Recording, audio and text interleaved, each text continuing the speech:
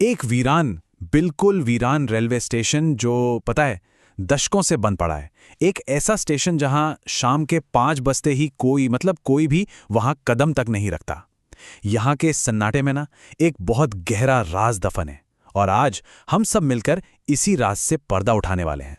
तो सवाल तो यही है कि आखिर ऐसा क्या हुआ कि एक चलता फिरता स्टेशन एक भूता जगह में तब्दील हो गया।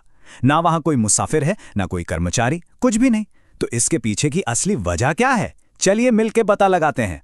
तो चलिए सबसे पहले इस स्टेशन की उस डरावनी पहचान को समझते हैं जो अंधेरा होते ही यहाँ के पूरे माहौल पर कब्जा कर लेती है।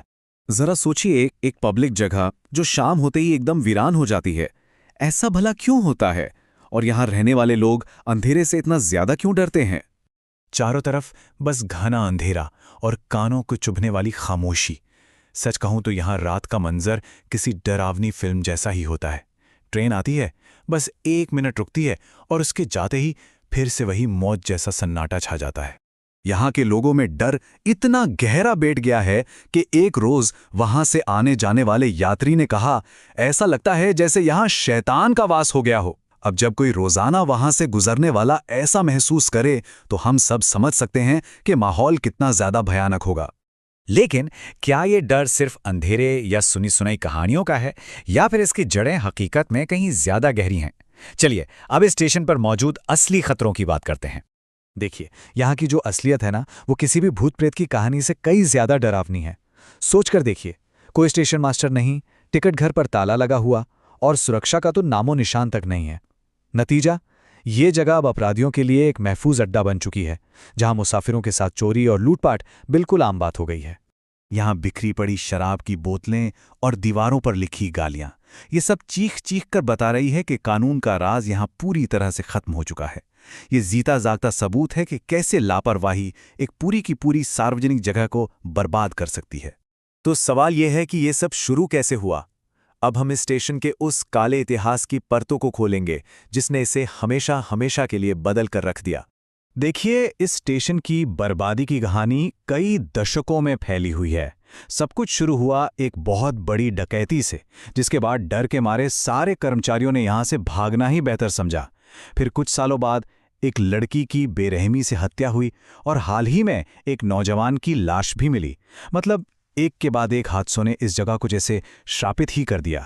35 साल, जरा सोचिए, लगभग 35 सालों से यहां कोई स्टेशन मास्टर नहीं है। इतने लंबे समय की लापरवाही किसी भी अच्छी भली जगह को खंडर बनाने के लिए काफी है। लगभग 10-15 साल पहले हुई वो हत्या आज भी लोगों के जहन में बिल्कुल ताज़ा है। जिस बेरहमी से उस लड़की को मारकर उसकी पहचान मिटाने के लिए जला दिया गया था, उस एक घटना ने पूरे इलाके में दहशत भर दी थी। लेकिन यहाँ ये सवाल उठता है कि ऐसी हैवानियत किसी भी इंसान के अंदर आती कहाँ से है? अब हम अपराध के पीछे के जो मनोवैज्ञानिक कारण है ना, उनको थोड़ा समझने की कोशिश करेंगे। ये एक बहुत ही जरूरी और गहरा सवाल है। क्या कोई इंसान जन्म से ही अपराधी होता है या फिर उसके हालात और समाज उसे ऐसा बना देते हैं?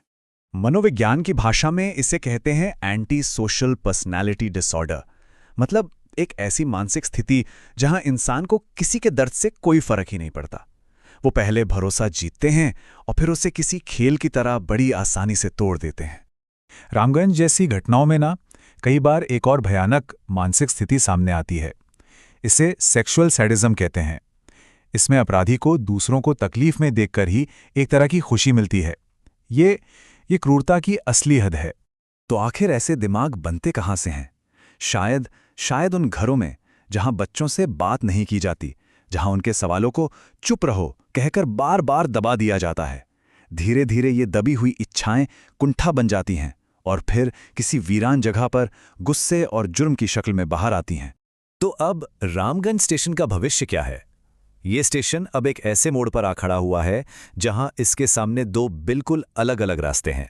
अब यहां 2 पक्ष आमने सामने खड़े हैं।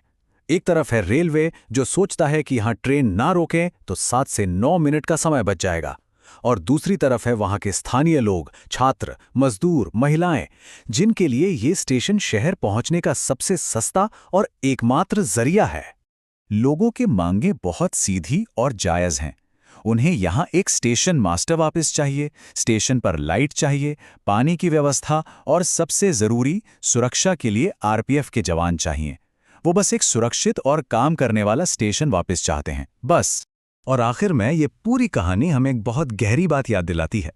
नियम और कानून इसीलिए तो बनाए गए हैं ताकि हम सब अपने अंदर के जानवर पे काबू रख सकें। और जब ये नियम और ये व्यवस्था टूटती है तो रामगंज जैसी जगह जन्म लेती हैं। ये कहानी सिर्फ एक स्टेशन की नहीं है, ये एक चेतावनी है। हमें ये सोचने पर मजबूर करती है कि हमारे आसपास ऐसी और कितनी ही जगह हैं जो बस एक छोटी सी लापरवाही का इंतजार कर रही हैं, इससे पहले कि वहां भी कोई अंधेरा राज दफन हो जाए।